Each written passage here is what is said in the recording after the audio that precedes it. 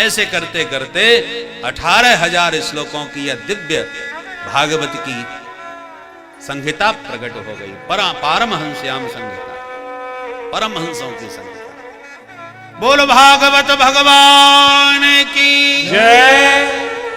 विचार किया, वाह, इतना दिव्य पावन ग्रंथ प्रकट हुआ है तो किसी परमहंस को ही सबसे पहले सुनाऊं, पढ़ाऊं। ऐसा परमहंस कौन है? इस परमहंस की संहिता सुनाने के लिए जब परमहंस का स्मरण किया तो अपना ही बेटा याद आ गया। उससे बड़ा दिव्य परमहंस कौन होगा जो पैदा होते ही प्रस्थान कर गया। प्रपंचों से परेशान होकर के तो कई विरक्त होते हैं, घर में भाई खटपट के चल बाबा के मठ पर ऐसा विरक्त कौन होगा जो पैदा होते ही हो संभाला और सीधा बन को चल दिया। मैया बाप को भी ठीक से इसने पीछे मुड़ के नहीं देखा, पर वो तो न जाने जंगल में जाके कहां बैठा होगा। 1-2 श्लोक तैयार कराए शिष्यों को और कहा कि इनको गुनगुनाओ। शिष्यगण चारों ओर वन में गुनगुनाते विचरण करने लगे। विचरण करते हुए जा रहे थे, अचानक सुखदेव जी जहां समाधिस्थ बैठे थे वहीं पर उनके कान में यह दिव्य श्लोक सुनाई पड़ा। बरहा पीडम नटवर वपु कर्णयो कर्णिकारम्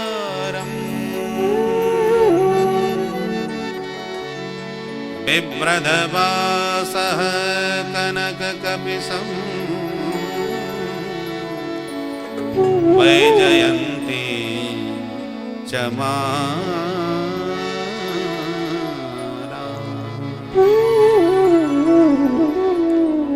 रंध्राण वेणु रधर सुधया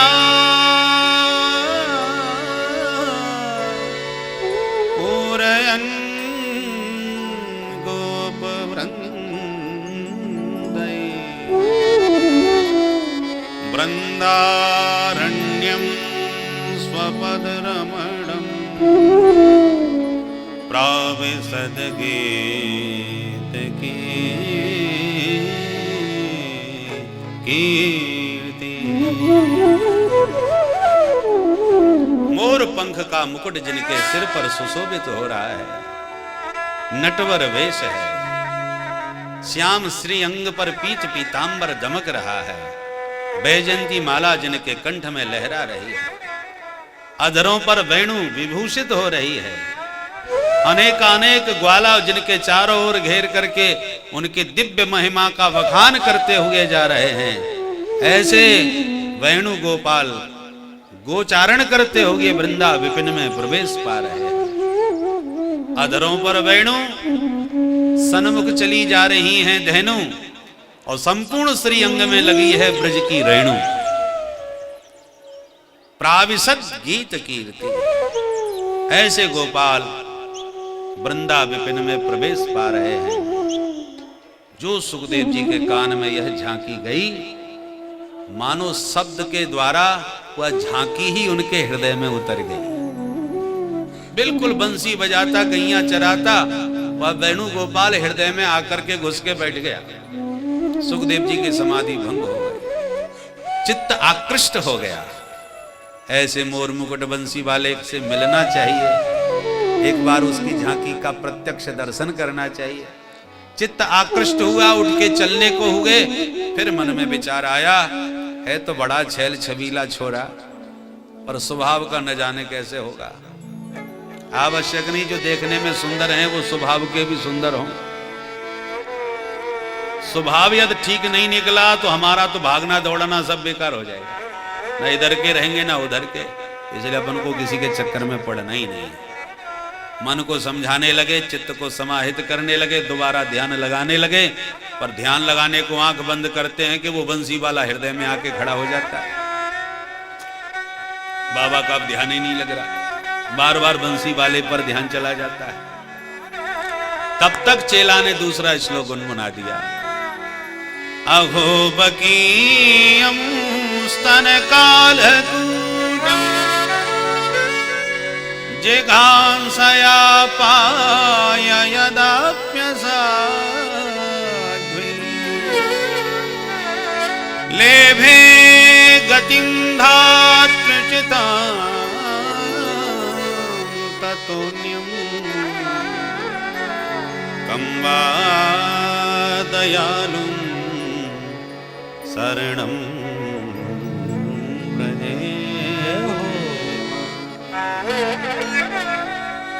ऐसा कौन दयालु होगा? ऐसी क्या विशेषता है? अहो आश्चर्यम इयम बकी, कितने महद आश्चर्य की बात है कि ये बकी पूतना कैसी है? स्तन कालकूटम, जो अपने स्तनों में कालकूट भयंकर विष लगाए घूम रही है। काय के लिए? जिघांसया, हंतुम इच्छा, मारने के लिए। किसको? हराए, गोविंद को विषपान करा के मारने की दुर्भावना के साथ प्रभु के पास आई है। परंतु जिसके जीवन में एक भी सद्गुण नहीं, असाध्वी, साधुता, सज्जनता, सरलता जिसको छू के नहीं गई, राक्षसी है। ऐसी दुर्गुणों की भंडार उस पूतना को भी निकट आने पर लेभे गतिम धातृचितां, धात्र्योचित गतिम लेभे, मां यशोदा को जो गति देनी चाहिए मैया को बाद में मिली, पहले मौसी को मिल गई। भगवान बोले बुरी भरी जैसी वही मेरी मौसी है, और मौसी का अर्थ होता है मां जैसी। और ये केवल रिश्ते की मौसी नहीं है, व्यवहार भी मां जैसा ही कर रही है। भाई बच्चे को गोद में लेके स्तनपान कराना एक मैया का ही कर्म होता है, धर्म होता है, और वही काम मेरी मौसी कर रही है। तो किस भाव से कर रही है उसे जाने दो, पर काम तो मैया जैसा ही है, तो गति भी मैया जैसी ही दूंगा। तो ऐसी पूतना जैसी राक्षसी को भी जो मैया के धाम में भेज दिए और उसका दोष दर्शन नहीं किए, वो भला अपने भक्तों का दोष दर्शन कैसे कर सकते हैं? जनब गुण प्रभु नकाओ, जनब गुण प्रभु नकाओ, जनब गुण प्रभु नकाओ, जनब गुण प्रभु नकाओ।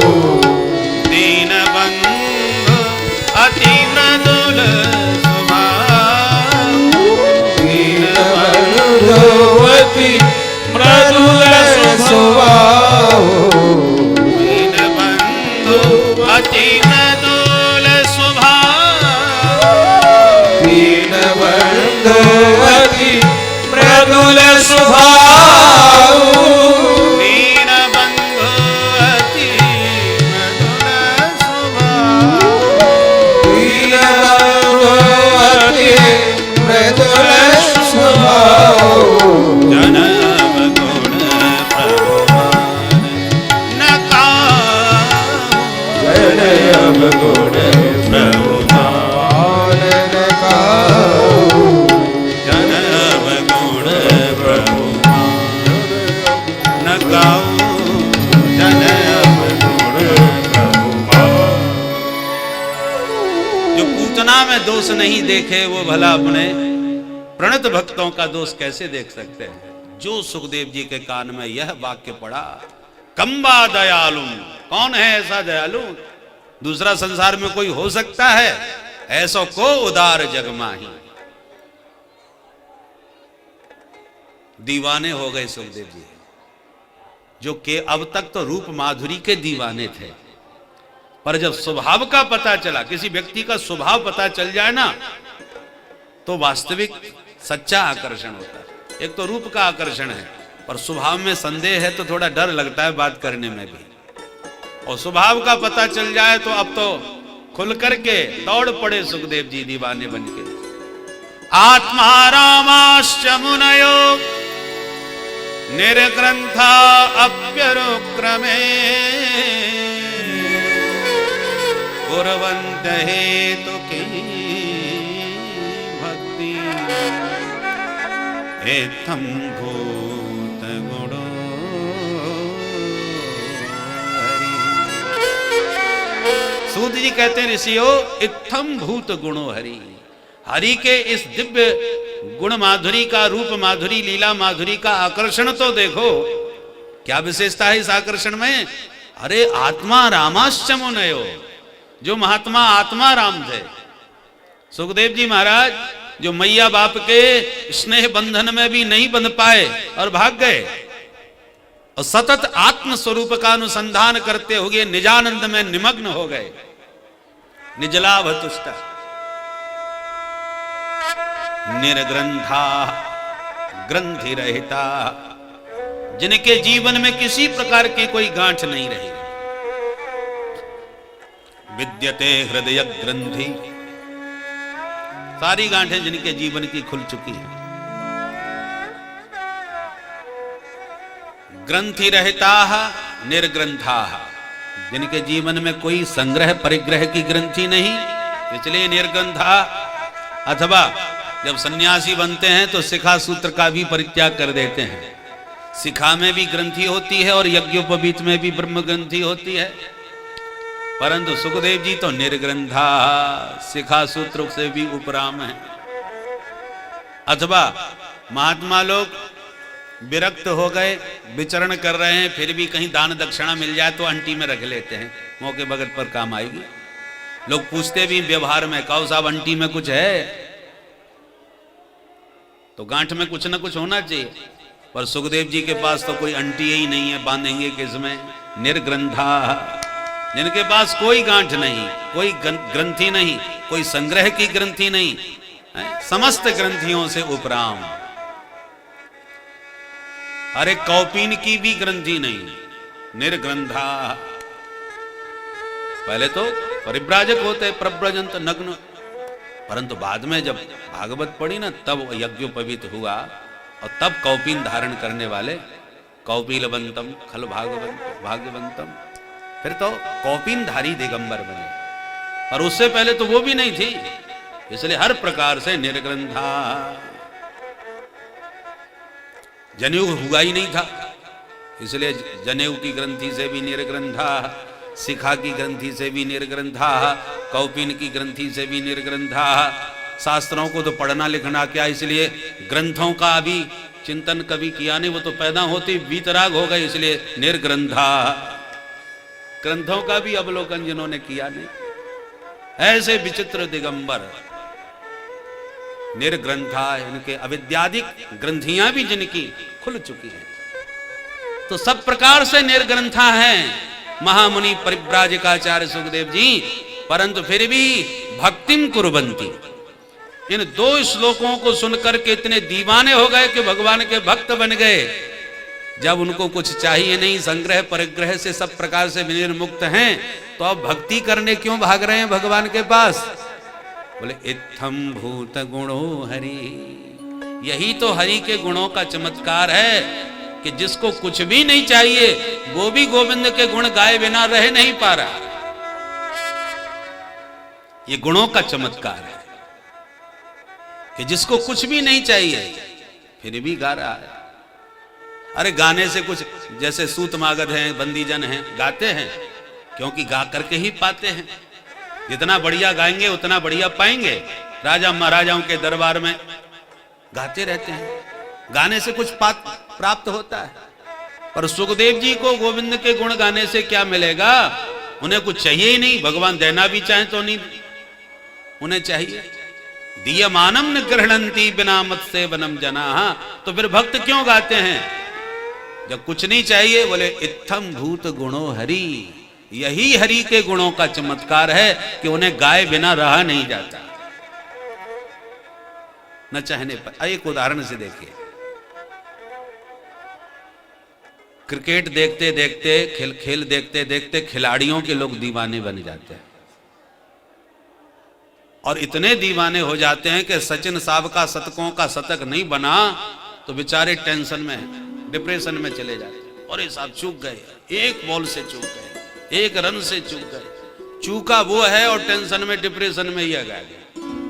कई लोग तो आत्महत्या करने तक की नौबत में आ जाते हैं महाराज, इतने पागल हो जाते हैं।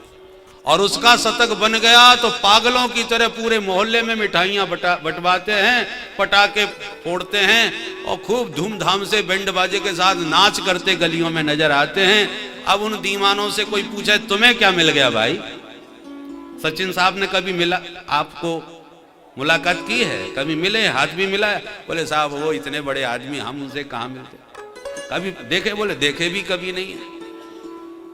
जान पहचान भी कोई नहीं, आना जाना भी कोई नहीं, देखा भी कभी नहीं, और फिर भी साहब लाखों की मिठाइयां बांट रहे हैं, नाच रहे हैं। क्या मिल गया तुम्हें? यही तो दीवानगी है। तो एक सामान्य व्यक्ति के एक गुण पर व्यक्ति इतना दीवाना हो सकता है, तो अनंत गुणगण निलय, जहां से गुणों का प्राकट्य होता है, वे भगवान गुणों के भंडार हैं।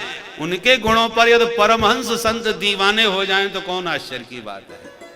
उन्हें कुछ भी नहीं चाहिए, फिर भी गोविंद के रूप माधुरी गुण माधुरी को गाए बिना रह नहीं पाते। इत्थम भूत गुणो हरि हरेर गुणाक्षिप्त मतिर भगवान बादरायण। दौड़े खिंचे चले आए सुखदेव जी महाराज, भैया बड़े प्यारे प्यारे श्लोक सुनाए, जरा दो चार और गुनगुनाए दो। चेला बोला गुरु जी ने दो ही सिखाए थे, दोनों सुना दिए। अब ज्यादा सुनने का मन है तो चलो हमारे गुरु जी के पास। कहां मिलेंगे? बोले चले आओ हमारे साथ।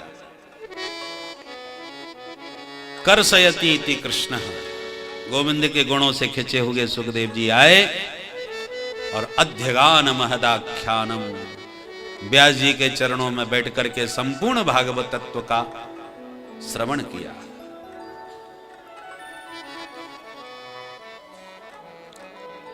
अपने पुत्र को ही अपनी संपत्ति देनी चाहिए, इस भावना से भागवत नहीं सुनाई। मेरी कृति है तो मेरे पुत्र को ही प्राप्त हो, ऐसी भावना नहीं। सुखदेव जी को भागवत का श्रवण व्यास जी ने पुत्र होने के नाते नहीं कराया, अपितु पात्र होने के नाते कराया।